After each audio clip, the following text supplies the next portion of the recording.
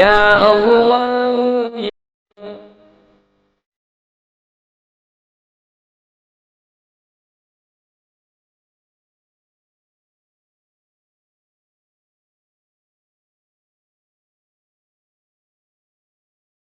Hijrah Nabi Muhammad bukanlah momen biasa dalam sejarah. Ia adalah transisi terbesar dalam perkembangan Islam. Bukan sekadar perpindahan geografis dari Makkah ke Madinah, tapi sebuah revolusi spiritual, sosial, dan politik yang mengubah arah sejarah dunia. Semua itu bermula dari tahun pertama kenabian ketika Rasulullah mulai menerima wahyu di Gua Hira. Dakwah beliau diawali secara sembunyi-sembunyi. Para pengikut awal seperti Khadijah, Abu Bakar, Ali bin Abi Thalib, Zaid bin Haritsah menjadi lingkaran dalam yang menopang Rasul. Namun, ketika wahyu sampaikan secara terang-terangan, turun, suasana Makkah berubah. Klan Quraisy mulai merasa terancam, karena Islam bukan hanya ajaran spiritual, tapi sebuah sistem sosial yang menentang perbudakan, riba, patriarki berlebihan, dan eksploitasi kaum lemah. Rasulullah mengalami tekanan berat. Pengikut beliau disiksa. Bilal ditelanjangi di padang pasir. Ammar bin Yasir melihat ibunya, Sumayyah, menjadi wanita pertama syahid dalam Islam. Kaum muslimin hidup dalam ketakutan, namun tak berhenti berdakwah. Quraisy kemudian mengeluarkan keputusan pemboikotan ekonomi terhadap Bani Hashim, suku Rasulullah. 3 tahun mereka terisolasi di lembah Abu Thalib. Kelaparan, penyakit, dan penderitaan menjadi makanan harian. Tapi cahaya dakwah tak padam. Rasul terus mencari jalan keluar. Setelah pemboikotan usai, ujian datang bertubi-tubi. Khadijah, istri tercinta dan penopang moral beliau, wafat. Tak lama kemudian, Abu Thalib, pelindung politik Rasul di kalangan Quraisy, juga wafat. Tahun itu dikenal sebagai Am al-Huzn, tahun kesedihan. Dengan tidak adanya pelindung di Makkah, Rasulullah mencoba keluar ke Taif, sebuah kota di selatan. Namun, yang beliau terima adalah lemparan batu dan cemoohan. Anak-anak Taif mengejar dan melempari beliau sampai berdarah. Ketika malaikat penjaga gunung menawarkan membinasakan penduduk Taif, Rasul menolak. Beliau malah berdoa, "Ya Allah, berikanlah hidayah kepada anak cucu mereka." Titik terang muncul di musim haji tahun ke-11 kenabian. 6 orang dari Yatsrib, kota oasis di utara Makkah, bertemu Rasulullah. Mereka mendengar dakwahnya dan mengakui kebenarannya. Tahun berikutnya mereka kembali bersama 12 orang lain dan mengadakan Bai'at Aqabah. Pertama, sumpah setia untuk tidak menyekutukan Allah, tidak mencuri, tidak berzina, tidak membunuh, dan tidak memfitnah. Tahun ketiga, belas kenabian, 73 orang dari Yatsrib datang secara rahasia dan bertemu Rasulullah di malam hari di Aqabah. Mereka bukan hanya bersumpah setia, tapi juga berjanji akan membela Rasulullah seolah membela keluarga sendiri, bahkan jika harus berperang. Inilah Bai'at Aqabah kedua. Dalam perjanjian itu, Rasulullah menunjuk 12 naqib, pemimpin suku, dari Madinah sebagai struktur awal. Dari sinilah kota itu dipersiapkan menjadi pusat kekuatan Islam. Rasulullah memerintahkan para sahabatnya hijrah secara diam-diam. Satu persatu, keluarga-keluarga muslimin meninggalkan Makkah. Ada yang berangkat malam hari, ada yang diburu dan ditangkap. Utsman bin Affan, Umar bin Khattab, dan Mus'ab bin Umair termasuk di antara yang awal berhijrah. Quraisy semakin marah.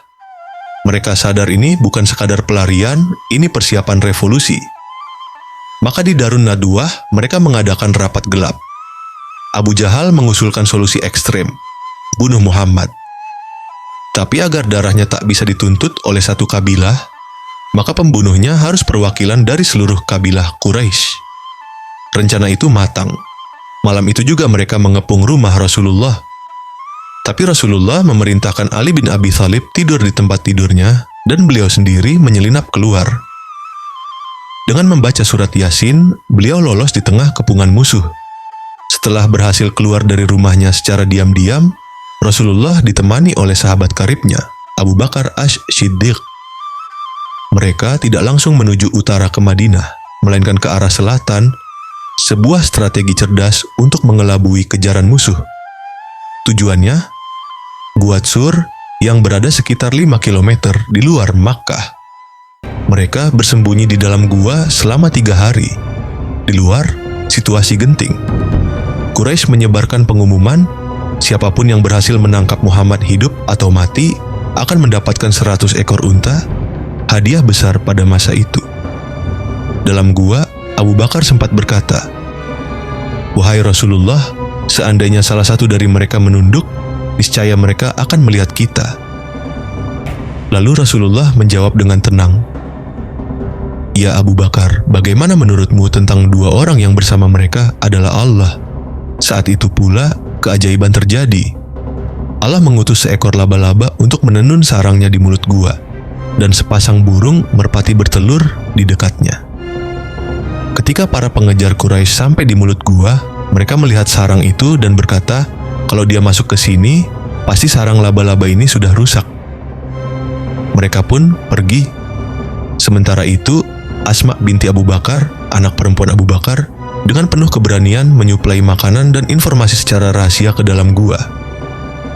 Ia bahkan dijuluki Zat An-Nithaqain, wanita yang memiliki 2 ikat pinggang, karena ia memotong kainnya untuk membungkus bekal hijrah.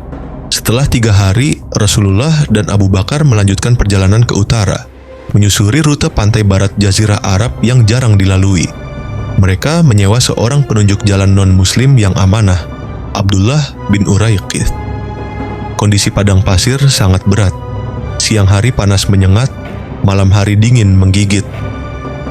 Mereka melewati pegunungan dan lembah-lembah berbahaya. Abu Bakar sering kali berjalan di depan, lalu di belakang, lalu di samping, karena khawatir ada penyergapan dari segala arah. Dalam perjalanan ini, mereka sempat dikejar oleh seorang pemburu hadiah, Suraqah bin Malik. Ia melihat jejak mereka dan berusaha menangkap mereka dengan kudanya. Namun, kudanya tergelincir dan terbenam kakinya dalam pasir berkali-kali. Ia pun sadar, ini bukan perjalanan biasa. Ia memohon ampun dan meminta jaminan keselamatan. Rasulullah memberinya jaminan dan bahkan berjanji bahwa suatu hari ia akan memakai gelang kebesaran Kaisar Persia. Suraqah pun kembali dan malah menyesatkan para pemburu lain. Dan janji itu benar-benar terpenuhi di masa pemerintahan Umar bin Khattab. Sekitar 2 minggu setelah keluar dari Makkah, Rasulullah dan Abu Bakar tiba di Quba, daerah pinggiran selatan Madinah. Di sana, beliau disambut hangat oleh kaum muslimin yang sudah menanti-nanti. Hari itu, Rasulullah membangun Masjid Quba, masjid pertama dalam sejarah Islam. Bahkan Allah menyebutnya dalam Al-Quran. Rasul tinggal di Quba selama 4 hari. Pada hari Jumat, beliau melanjutkan perjalanan ke dalam kota Madinah, dan di tengah jalan, beliau melaksanakan sholat Jumat pertama bersama sekitar 100 orang sahabat. Ketika akhirnya memasuki Madinah, suasana penuh haru. Wajah-wajah penduduk Ansyar berseri-seri. Anak-anak menyanyi, Thala al-Badru alaina min thaniyat al-wada. Wanita dan anak-anak memadati jalanan. Rasulullah menjadi cahaya baru kota itu. Beliau berhenti di tempat unta beliau duduk dan berkata, "Disinilah insya Allah aku akan tinggal." Lalu membangun Masjid Nabawi dan rumah beliau. Setelah kedatangan Rasulullah di Madinah, kehidupan umat Islam berubah secara total. Mereka kini bukan lagi kaum minoritas tertindas, melainkan bagian dari komunitas dengan pemimpin yang diakui. Tapi Madinah bukan kota kosong. Di sana tinggal 3 kelompok besar. 1. Kaum Muhajirin, para pendatang dari Makkah. Kedua, kaum Ansyar, penduduk asli Madinah, Aus dan Khazraj. Ketiga, kaum Yahudi, 3 suku besar, Bani Qainuqa, Bani Nadir, dan Bani Quraidah. Agar tak terjadi konflik internal, Rasulullah menata masyarakat Madinah dengan dokumen perjanjian politik tertulis pertama dalam sejarah Islam, yang dikenal sebagai Piagam Madinah, Dustur al-Madinah. Piagam ini terdiri dari sekitar 47 pasal dan memuat ketentuan. Setiap suku dan kelompok dijamin hak hidup dan beribadah. Kaum Muslim dan Yahudi hidup saling membantu dalam pertahanan kota. Tidak boleh ada pengkhianatan di antara suku dan agama. Pemimpin tertinggi dalam penyelesaian konflik adalah Rasulullah. Menegaskan bahwa umat Islam adalah satu umat, ummah wahidah, di atas struktur suku. Piagam ini bukan hanya sekadar kontrak sosial.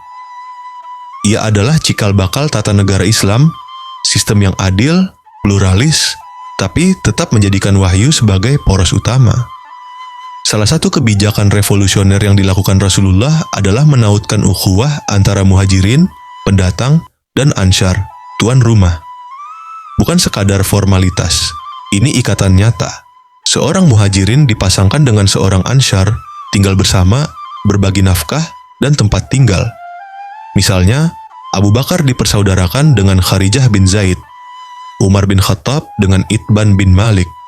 Bahkan Rasulullah sendiri dipersaudarakan dengan Ali bin Abi Thalib. Langkah ini menyatukan dua komunitas berbeda asal menjadi satu tubuh umat. Masjid Nabawi dibangun di atas tanah tempat unta Rasulullah berhenti. Dibangun bersama-sama oleh para sahabat, Rasul sendiri ikut mengangkat batu bata dan lumpur. Masjid ini bukan sekadar tempat ibadah. Disinilah Rasulullah menerima wahyu. Tempat para sahabat belajar Al-Quran dan hadis. Tempat musyawarah militer dan strategi politik. Tempat pengadilan dan urusan sosial. Masjid Nabawi adalah pusat peradaban Islam pertama. Meski peristiwa hijrah terjadi tahun ke-13 kenabian, 622 Masehi, namun penetapan tahun hijrah sebagai awal kalender Islam baru dilakukan di masa Umar bin Khattab. Saat itu, banyak catatan surat resmi yang membingungkan karena tak memiliki sistem tanggal. Maka Umar bermusyawarah dengan Utsman, Ali, dan sahabat lain, dan dipilihlah tahun hijrah sebagai tahun pertama umat Islam. Hijrah adalah titik balik. Peristiwa ini bukan hanya menyelamatkan dakwah Islam dari kehancuran, tetapi juga melahirkan peradaban. Apa yang sebelumnya hanya komunitas kecil di lembah sempit Makkah, kini berubah menjadi entitas politik, sosial, ekonomi, dan militer yang mengubah sejarah dunia. Dengan berdirinya masyarakat Islam di Madinah, umat Islam memiliki tempat aman untuk beribadah, belajar, dan menyebarkan dakwah. Sistem ekonomi Islam mulai ditegakkan, zakat, wakaf, larangan riba, pasar Islami. Struktur politik berbasis syura dan keadilan ditegakkan. Pembentukan pasukan militer yang akan menantang kekuatan Quraisy dan imperium dunia, Romawi dan Persia. Madinah menjadi ibu kota pertama negara Islam. Dan dari sanalah lahir ekspansi Islam ke seluruh dunia. Bagi Quraisy, hijrah adalah mimpi buruk.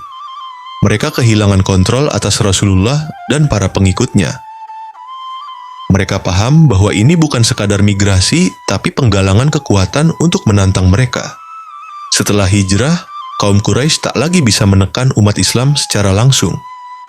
Ekonomi Quraisy mulai terancam karena jalur dagang mereka mulai diserang.